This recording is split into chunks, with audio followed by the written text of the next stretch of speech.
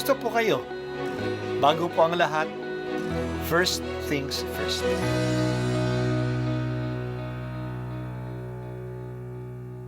Good morning po. Sinisimulan po natin ngayon ang first things first. At dito po, tinatalakay natin sa unang bahagi ng umaga natin ay ang first readings na binabasa po sa banal na misa. Ito pong tinatalakay natin kasi madalas po kasi marami na tayong alam tungkol sa gospel readings. Pero konti po ang nagsasalita sa first readings.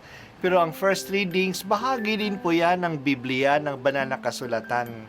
Kaya susubaybayan po natin ang mga first readings, basahin po natin at kuminsan kailangan ng basahin ng 2 o 3 beses bago maintindihan kasi hindi po tayo sa familiar sa mga istorya at sa mga kaisipan na tinatalakay dito.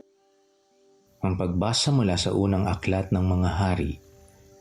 Noong panahong iyon, lumabas ng Jerusalem si Jeroboam at nasalubong niya si Ahiyas, ang propetang taga-Silo. Ito'y nag-iisa at bago ang dalang balabal. Walang ano-ano'y inalis ni Ahiyas ang kaniyang balabal at pinagpunit-punit sa 12 piraso. Sabi niya kay Jeroboam, "Kunin mo ang 10 piraso, sapagkat ganito ang ipinasasabi ng Panginoon, ang Diyos ng Israel. Hahatiin ko ang kaharian ni Solomon at ibibigay ko sa iyo ang 10 lipi. Matitira sa kanya ang 1 lipi, alang-alang kay David na lingkod at alang-alang sa Jerusalem, ang lungsod na aking hinirang sa lahat ng lipi ng Israel. Buhat noon hanggang ngayon, humiwalay ang 10 lipi ng Israel sa paghahari ng angkan ni David." Ang salita ng Diyos. Salamat sa Diyos. Si Rehoboam ay isang leader ng mga Israelita na noong panahon pa ni Solomon ay nagproprotesta na sa masyadong pahirap sa mga tribu ng Israel sa mga pagpapatrabaho niya sa kanila. Pero wala siyang magawa. Malakas ang kapit ni Solomon sa kapangyarihan. Tinangka pa siyang hulihin, kaya tumakas si Rehoboam sa Ehipto. Noong mamatay na si Solomon, bumalik siya sa Israel. Isang araw, sinalubong si Rehoboam ni Propeta Ahiyas. Ito'y may suot na bagong balabal. Kinuha ito ni Ahiyas at pinagpira-piraso sa 12 piraso. Ibinigay ang 10 kay Jeroboam at itinira ang 2. Ito'y isang prophetic action. Sa pamamagitan nito, pinaalam ni Propeta Ahiyas na ibibigay kay Rehoboam ang 10 tribu ng Israel. Siya ang mamumuno sa kanila. Hihiwalay sila sa Jerusalem. May iwan sa anak ni Solomon ang 2 tribu, alang-alang kay David na mahal ng Diyos. Kaya ganun nga ang nangyari. Nagrebelde ang 10 tribu at bumuo ng bagong kaharian, ang kaharian ng Israel noong 931 BC. Ang kanyang capital city ay ang Samaria.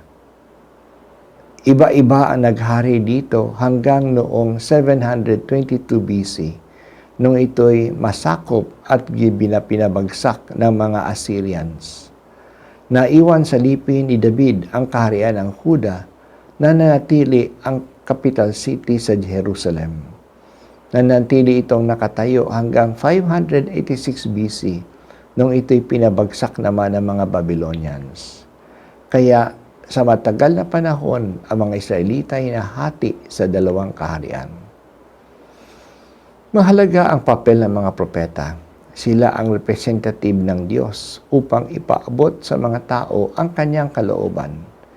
Madalas ang mga propeta ay nagsasalita sa ngalan ng Diyos. Minsan naman, pinaaabot nila ang kalooban ng Diyos sa pamamagitan ng prophetic actions tulad ng ginawa ngayon ni Propeta Ahiyas. Mabisa ang mga salita nila at ang kanilang mga prophetic actions kasi ito'y galing sa Diyos. Ang mga propeta ang pantimbang ng Diyos sa mga hari. Ang hari ng Israel ay hindi hari na siya lang ang masusunod. kasi dapat siya ay pinaghaharian din ng Diyos. Ngunit may mga hari na sa halip na sumunod sa Diyos, ginagawa nila ang gusto nila. Kaya may mga tao na itinalaga ng Diyos na magsalita sa kanyang pangalan, pati na sa harap ng mga hari.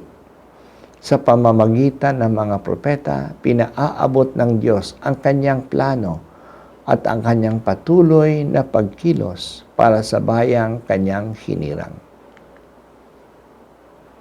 O Diyos, hanggang ngayon nagpapadala ka sa amin ng mga tao na may malalim na pagkaunawa sa iyong pamamaraan at may matapang na loob na magsalita pati na sa aming mga leaders.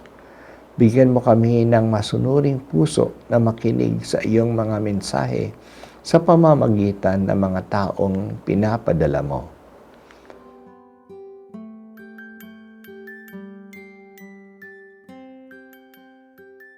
At ako po ay si Bishop Broderick Pabilio dito sa First Things First.